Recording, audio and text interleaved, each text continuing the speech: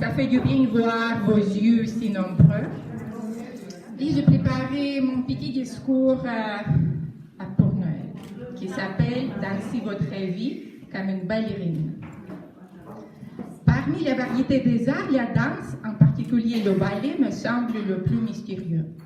Les ballerines parviennent d'une manière incroyable à combiner des qualités apparemment opposées, comme posséder de la discipline et de la douceur, combiner organiquement avec d'autres danseurs sur scène et en même temps ne pas se perdre de vue, transformer la passion en travail et inversement le travail en passion, vivre l'art et l'incarner dans la réalité, exprimer des sentiments en public et personnifier la beauté.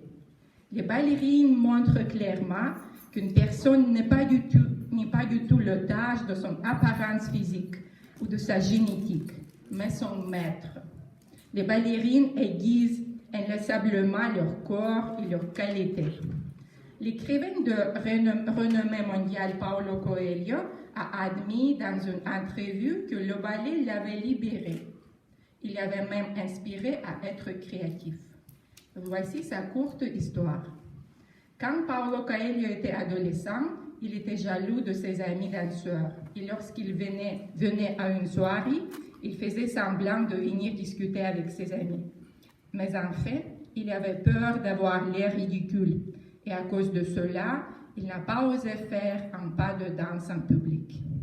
Jusqu'au jour où une fille nommée Marcia l'appelait pour qu'il danse devant tout le monde. Allez, elle a dit. Il lui a répondu qu'il n'aimait pas danser, mais Elsa insistait. Tout le monde le regardait et comme il était amoureux, il ne pouvait refuser de danser avec Marcia.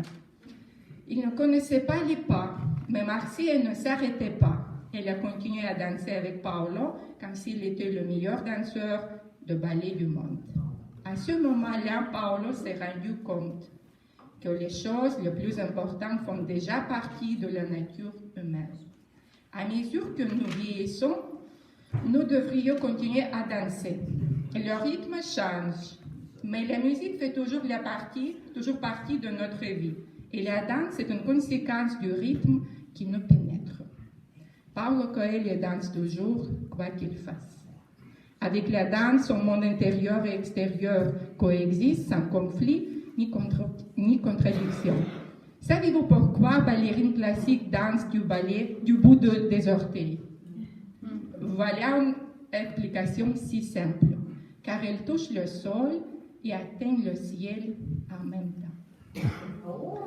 Donc, dans la nouvelle année à venir, laissez chacun de vous danser sa vie sans faute. Gardez le rythme de vie et n'hésitez pas à profiter du moment devant tout le monde. Essayez de connecter vos mondes intérieurs et extérieurs et rappelez à chaque fois aux autres l'essentiel. Et c'est quoi, c'est l'essentiel? Ok, je vais répéter. Essayez de connecter vos mondes intérieurs et extérieurs et rappelez à chaque fois aux autres l'essentiel. Les mots-clés pour le bonheur. L'amour. L'amour. C'est bon, encore deux autres.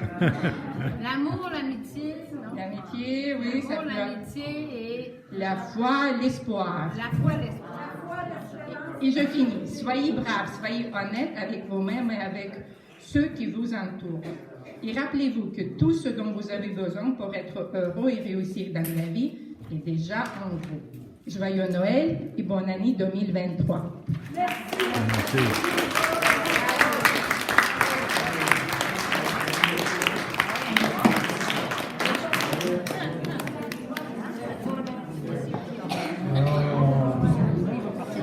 Je vais peut-être me mettre au ballet. Donnez-moi un de jours pour les réfléchir comme il faut, là, mais peut-être.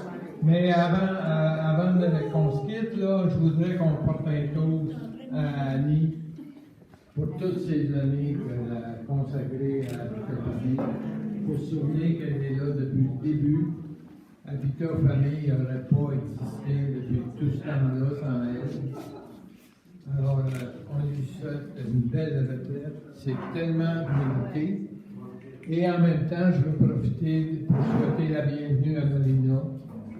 Puis Alain Modèle, je pense qu'elle sait qu'Alain Modèle, mais elle est là de tout cœur, elle va essayer de donner le meilleur d'elle-même et elle devrait réussir.